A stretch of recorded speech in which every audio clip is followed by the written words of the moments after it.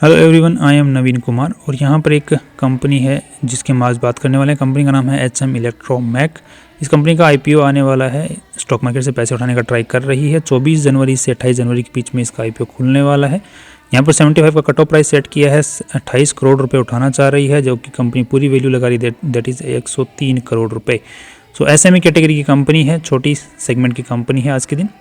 And company के जो promoters हैं उनके पास में 97% स्टेक था IPO से पहले, 71% आफ्टर द IPO रह जाने वाला है। That's again good.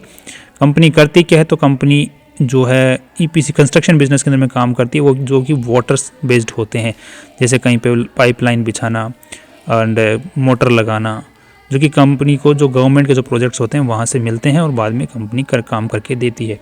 आगे समझने की कोशिश करते हैं कंपनी को और डिटेल के अंदर में किस तरीके से काम करती है। मोस्टली जो कंपनी गवर्नमेंट के प्रोजेक्ट्स पे ही काम करती है, प्रोजेक्ट लेने के बाद में काम करती है। यहाँ पर कंपनी जो पैसे उठा रही है, इस टाइप की जो कंपनी होती है उनको वर्किंग कैपिटल रिक्वायरमेंट के लिए पैसे की ज़रूरत होती है, कि जो कि हमको कॉन्ट्रैक्ट्स जो मिले हैं उनको पूरा करना है तो हमें पैसों की फंड्स की ज़रूरत होती है। अदरवाइज लोन लेना पड़ेगा, तो लोन लेने की यहाँ पे ज़रूरत नहीं पड़ती अगर वर्किंग कैपिटल के लिए IPO से पैसे उठा लेगी तो, राइट। अब कंपनी जो ये आज के दिन दो तरीकों से पैसे कमाती है। तो जो कॉन्ट्रैक्ट मिलता है तो वहाँ से सर्विस प्रोवाइड करती है, और साथ में ही जो वहाँ पे जो प्रोडक्ट्स की ज़रूरत पड़ती है वो जो काम करने में, वो प्रोडक्ट बेचने का भी काम करती है, राइट। तो ये जैसे प्रोडक्ट इनकी ज़रूरत पड़ती है, जैसे पंप्स हो गए, पाइप्स हो गए, ट्रांसफार्मर्स हो गए, मोटर्स हो गए, और भी जो इलेक्ट्रॉनिक आइटम्स होते हैं वो सब कुछ, राइट। और सर्विस कॉन्ट्रैक्ट्स हैं ये जो ऑपरेशन मेंटेनेंस और बनाना, इंजीनियरिंग, प्रोक्योरमेंट, राइट। अब ये कंपनी को जो 2003 के अंदर में एज ए पार्टनरशिप फर्म शुरू किया गया था, उसके बाद में लेटर ऑन इसको 2017-18 के अंदर में इसका नाम चेंज कर दिया गया MH मैक, एंड बाद में 4 नए पार्टनर्स इनको ऐड किया गया। बाद में पार्टनरशिप को 2018 के अंदर में इसको जो चेंज भी कर दिया गया था लिमिटेड कंपनी के अंदर में, पब्लिक लिमिटेड कंपनी में, ताकि एक पब्लिक से पैसे उठा सके। बाद में इन्होंने अच्छे खासे प्रोजेक्ट्स कंप्लीट किए हैं, एंड हाई वैल्यू के जो प्रोजेक्ट्स हैं वो भी इन्होंने कंप्लीट किए, जिसके बारे में आप डिटेल्स यहाँ पर माइलस्टोन्स की पढ़ सकते हैं कि कंपनी ने किस तरीके से काम किया हुआ है। अब यहाँ पे कंपनी के जो मेन कर्ता धर्ता हैं आज के दिन, उनका नाम है दीपक पद्मकांत पांड्या जी, राइट। सो जिनके बारे में आप थोड़ा सा डिटेल में यहाँ पर पॉज करके पढ़ सकते हैं। नेक्स्ट अब कंपनी के ये वो तो थे कंपनी, ये दीपक पद्मकांत पांड्या जी ये कंपनी को आज के दिन संभाल रहे हैं। इनके पास में इनके अलावा भी और भी हैं, महेंद्र राम भाई पटेल, ये भी कंपनी के अंदर में अच्छा खासा controlling stake after the IPO and before the IPO रखते थे। नेक्स्ट कंपनी के ऊपर में आज के दिन कोई खास केसेस वगैरह नहीं है, ज़रूर कंपनी द्वारा फाइल किए हुए केसेस ज़रूर हैं, एक केस है। नेक्स्ट कंपनी के पास में जो प्रॉपर्टी है वो ये 2 प्रॉपर्टीज़ तो ज़रूर मतलब ओन्ड बाय द कंपनी है। अदरवाइज और भी जितनी प्रॉपर्टीज़ हैं वो रेंट के ऊपर में है, बट रेंट यहाँ पर कुछ देती नहीं है, बस मिली हुई है, बस रहते हैं, नो रेंट, कोई रेंट पे नहीं करती है, बस रेंट पे ही है, इनके खुद की नहीं है कंपनी की।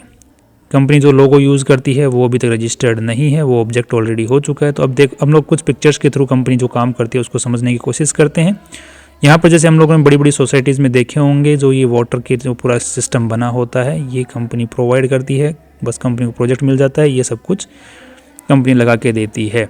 ये वाटर बेस्ड प्रोजेक्ट है। यहाँ पर जैसे हम लोग वाटर इंफ्रास्ट्रक्चर प्रोजेक्ट जो कि कच्छ के अंदर में लगा हुआ है, ये पॉन्ड वगैरह बना हुआ है, तो ये कंपनी कंस्ट्रक्शन करके देती है। ये हमने सोसाइटीज़ में अगेन देखा होगा, बड़े बड़े शहरों के अंदर में सोसाइटीज़ में लगे होते हैं ट्रांसफार्मर्स वगैरह, एक जगह से दूसरी जगह इलेक्ट्रिसिटी जब हाई पावर पहुँचाई जाती है तो फिर ट्रांसफार्मर से उसका वोल्टेज जो है वो लो करना पड़ता है, इसीलिए तो वोल्टेज ट्रांसफार्मर लगता है।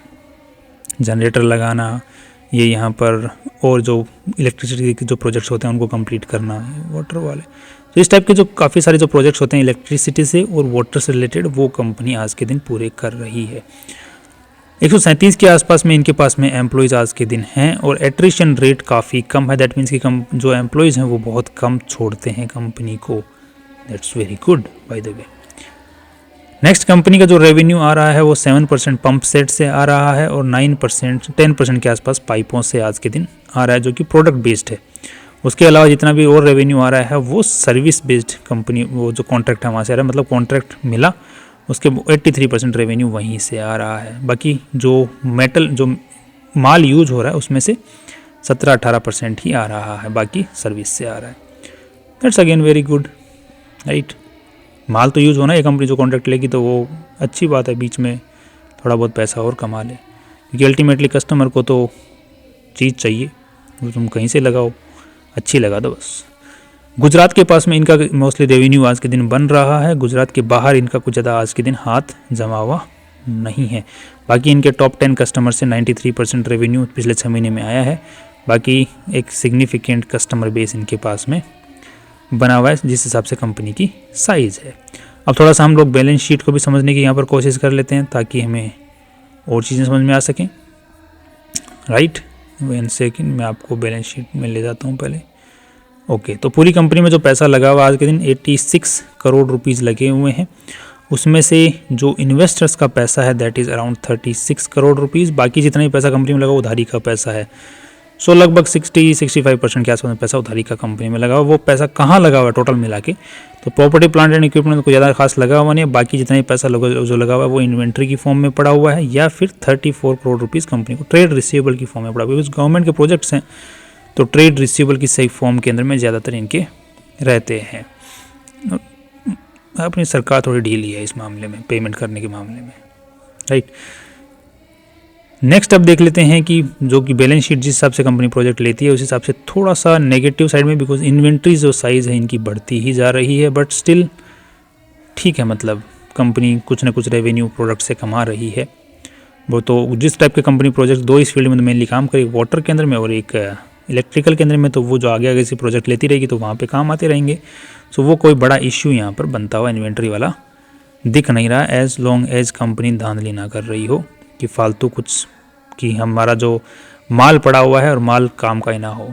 तो वो जो धांधली है वो कई कंपनियाँ करती हैं, बस वो ये धांधली खुद ना कर रही हो। कई बार ख़राब माल पड़ा रहता है जिसकी कोई वैल्यू नहीं होती है, लोहे के भाव जाना होता है और उसको लाखों करोड़ों रुपए का माल दिखा के पागल बना दिया जाता है जनता को, इन्वेस्टर को। तो ऐसा ना हो तो सबसे बेटर है। बाकी चलती कंपनी है, कोई दिक्कत इशू नज़र नहीं आना चाहिए। नेक्स्ट कंपनी का जो रेवेन्यू है 22 के मुकाबले 23 में बढ़ा, 23 के मुकाबले 24 में नहीं बढ़ा, और यहाँ पर अभी भी जो मोस्टली जो प्रोजेक्ट्स हैं उनमें माल नहीं बढ़ा है। बट यूजुअली जिस टाइप का कंपनी काम करती है गुजरात के अंदर में, तो ये जो टाइम पीरियड है सितंबर से जो मार्च तक के बीच का, इसमें यूजुअली जो ईपीसी प्रोजेक्ट्स होते हैं वो ज़्यादा होते हैं।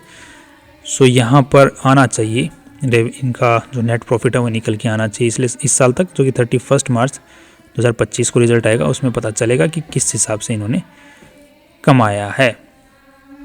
नेक्स्ट अब देख लेते हैं थोड़ा बहुत पास्ट ईयर के हिसाब से हम लोग यहाँ पर पी और पीबी रेशियो को कैलकुलेट करने की कोशिश करेंगे। कंपनी का अगर कैश फ्लो स्टेटमेंट को अगर चेक करते हैं तो because of that particularly inventory thing वो नेगेटिव में जाता ही जा रहा है। बाकी कंपनी की जो कैश फ्लो स्टेटमेंट है, ट्रेड रिसीवेबल को अगर हम लोग साइड कर दें तो ठीक है, मतलब इतना ख़राब नहीं है। इन्वेंट्री वाला जो सेगमेंट है ये मुझे तंग कर रहा है, आपको भी करना चाहिए। बाकी ठीक है, कंपनी अभी तक तो ठीक काम कर रही है। सो 8 CR के हिसाब से जो कंपनी ने वैल्यू लगाई है वो 13 के PE की लगाई है, 16 24, हाँ ठीक है, 13 के PE का इन्होंने वैल्यू लगाया है। एंड अब नेक्स्ट लास्ट में हम देख लेते हैं कि कंपनी ने जो कॉम्पिटिटर्स हैं उनकी क्या हालत चल रही है।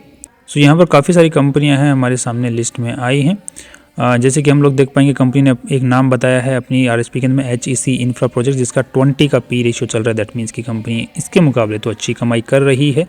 इसी के साथ में हम लोग एक चीज़ और चेक कर लेते हैं कि पिछले 2 क्वार्टर्स के अंदर में क्या इनके भी रेवेन्यूज़ पिछले साल के मुकाबले गिरे हैं। तो यहाँ पर देखने को मिल रहा है कि 73 CR इन्होंने कमाए थे पिछले साल, और यहाँ पर पिछले 2 के अंदर में इन्होंने 38 CR कमा चुके हैं। दैट मीन्स इनका रेवेन्यू गिरा नहीं है, बट उसका गिर गया है जो कि इन्होंने कंपटीशन में बताई है उसके मुकाबले। राइट, तो this is kind of negative. कमाई P रेशियो तो ठीक है, बट कमाई इनकी गिर गई है कंपेरेटिवली।